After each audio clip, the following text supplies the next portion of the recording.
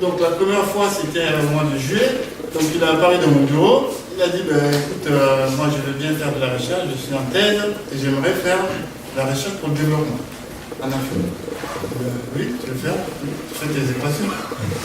Et donc il veut aller sur le terrain, il aimerait bien faire sa manip dans le village, étudier l'impact et en même temps être utile au village. Et là, vraiment, c'était une conviction parce que j'ai essayé de me décourager. J'ai dit, écoute, au Burkina, c'est pas facile, c'est difficile, tu ne pourras pas, comment on va faire? Il n'y a pas d'argent. De l'autre côté, l'information, ça coûte très très cher. Il me dit, non, je vais tout faire, on va y arriver. Je dis, comment on va faire? Je dis, écoute, on va demander aux jeunes de nous aider. Et là, c'était la première fois, en tout cas, que je voyais un jeune qui voulait faire une thèse et qui cherchait des financements pour son projet à lui. Et vraiment, j'aimerais bien qu'on applaudisse encore un niveau parce que...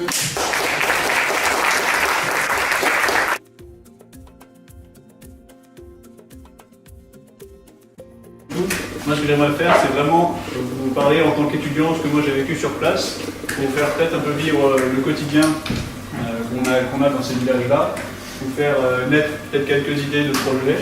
En tout cas, j'espère vous faire réfléchir un petit peu sur ce qu'il y a à faire. Quelqu'un de sa famille qui est parti à l'étranger pour travailler. Il n'y a pas d'argent, il n'y a pas de travail au village pour gagner assez d'argent pour payer les ciments pour construire la maison. Effectivement, cette famille-là avait le frère de cet homme-là, il garde les femmes, il garde ses femmes à la maison, et il les entretient. Et le frère donne de l'argent pour qu'il puisse entretenir la maison, construire de nouvelles maisons. Derrière, vous avez le canal. On ne voit pas très bien, mais c'est un bloc en terre. C'est en fait la réserve d'eau que les femmes remplissent à chaque fois pour alimenter la maison en eau.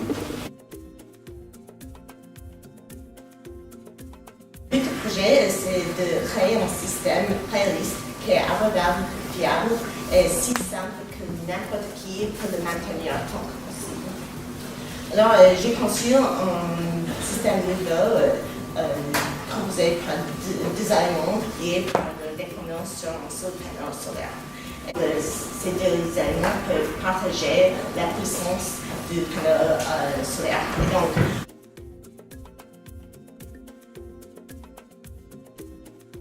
ce qu'on fait en général dans les sciences, en physique, c'est qu'on prend un dimensionnement d'un système, on évalue ses performances, et après on boucle, comme ça, donc on continue à trouver des dimensionnements qui maximisent les performances. Donc au niveau d'efficacité, fiabilité. Et après, il y a une autre communauté, donc on est un peu moins familier avec ça, technique, c'est les sciences sociales. Eux, ce qu'ils font, c'est qu'on leur donne, ils prennent un cahier des charges de performance, un certain nombre de critères de performance, et ils voient en quoi ça va donner, quel va être l'impact, donc à la fois social, économique et environnemental. Et après, on peut savoir comment on pourrait trouver des dimensionnements qui non seulement aient des bonnes performances techniques, mais aussi des bons impacts économiques et sociaux. Là, le système il se remet à fond. D'accord? Et ça, c'est données de consommation. Et ça, c'est des données de consommation qu'on a agrégées sur l'heure. Donc on voit bien que les gens, ils vont chercher l'eau le matin et le soir. Et ça, c'est cool parce que ça veut dire que, en fait, ça, on l'avait vu dans les questionnaires, ils nous avaient dit on va le matin et le soir. Et après, on regarde ça, on se dit ah ouais, donc ça, c'est vrai. Du coup, on a validé cette approche questionnaire par des données expérimentales. Et ça, c'est le défi qu'on fait au cours de la journée.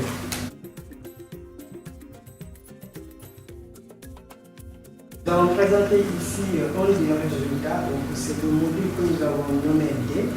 Donc, dans ce module, nous avons identifié tout le groupe qui est encadré en vert et constitué de fausses cellules. Et cela est justifié à partir de nos résultats. Ici, on a 100 mascarades et ici, c'est avec de mascarades. Donc, je rappelle juste que le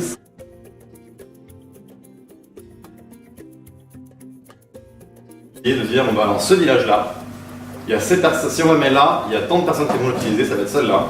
Elles vont utiliser à cette heure-ci pour cet usage, et donc on va pouvoir dimensionner de manière très facile la pompe, et surtout on va pouvoir essayer de dire, bah, puisqu'on arrive à prédire comment est-ce qu'ils vont l'utiliser, est-ce qu'il n'y a pas des manières dont ils vont pouvoir, des organisations, des schémas d'organisation qui vont pouvoir utiliser pour optimiser un peu la manière dont ils utilisent l'eau. On demande les résultats sur qui va où, la courbe de charge, et sur ces questionnaires. Donc qui va où? On a une carte qui ressemble à ça. Donc il va me dire, bon ben voilà, toutes ces maisons-là, je pense qu'elles vont y aller. Et dans la pratique, comme une pompe solaire est installée, on peut comparer à la réalité, et on tombe sur une prédiction qui est quand même plutôt pas trop mal.